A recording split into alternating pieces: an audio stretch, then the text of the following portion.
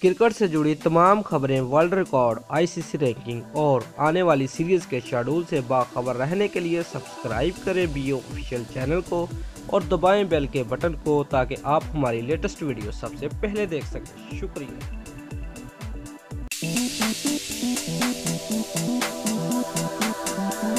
Viewers, गुज़िश्ता कई माह से कौमी टीम से नज़रअंदाज किए जाने वाले टेस्ट क्रिकेटर मोहम्मद हफीज़ ने अपने इंटरनेशनल करियर के हवाले से इंतहाई अहम ऐलान कर दिया है और कहते हैं कि रिटायरमेंट की खबरों में कोई सच्चाई नहीं है, परफॉर्म करके टीम में वापसी की कोशिश करूंगा। व्यूअर्स, तफसीलात के मुताबिक कौमी क्रिकेट टीम के चीफ सेलेक्टर इंजमामुल हक ने गुज़िश्ता रोज़ एशिया कप के लिए 16 रुकनी स्क्वाड का ऐलान किया।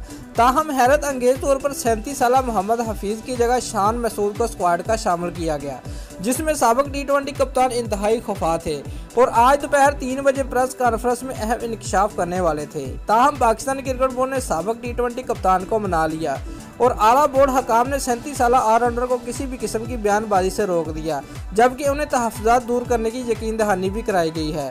व्यूअर्स, पीसीबी हकाम से मुलाकात के बाद मीडिया से गुफ्तगू करते हुए मोहम्मद हफीज़ का कहना था कि कुछ दिनों से उनके कैरियर के हवाले से खबरें गर्दिश कर ही रही थी जो हकीकत पर मुबनी नहीं है। वो हमेशा पाकिस्तान क्रिकेट के लिए दस्तयाब रहेंगे और कायदे-आज़म ट्रॉफी में अच्छी परफॉर्मेंस देकर टीम में वापसी की आने की कोशिश करेंगे।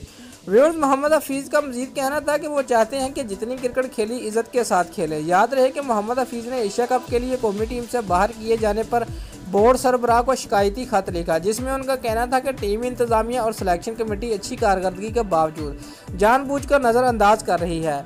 व्यूअर्स, चेयरमैन पीसीबी के नाम खत में मोहम्मद हफीज़ ने मौका अपनाया है कि उन्हें समझ नहीं आ रही कि इस तरह का रवैया एक सीनियर क्रिकेटर के साथ क्यों रखा जा रहा है। अगर नहीं खिलाना था तो फिर वाज़ेह तौर पर बता दिया जाए ताकि इज्जत के साथ अलग हो जाए। व्यूअर्स, ज़रा का कहना है कि चेयरमैन पीसीबी एहसान मानी को लिखे गए खत में गिले शिकवे करने वाले मोहम्मद हफीज़ का नाम एशिया कप के लिए ऐलान करते टीम में शामिल नहीं किया गया। वो इस बात पर नाराज़ हैं कि पहले उन्हें जिम्बाब्वे टूर का हिस्सा नहीं बनाया गया, अब एशिया कप जैसे इवेंट से बाहर कर दिया गया। मोहम्मद हफीज़ इससे पहले सेंट्रल कंट्रैक्टर में ए से बी कैटेगरी तंजली पर भी अपने गुस्से का इजहार कर चुके हैं।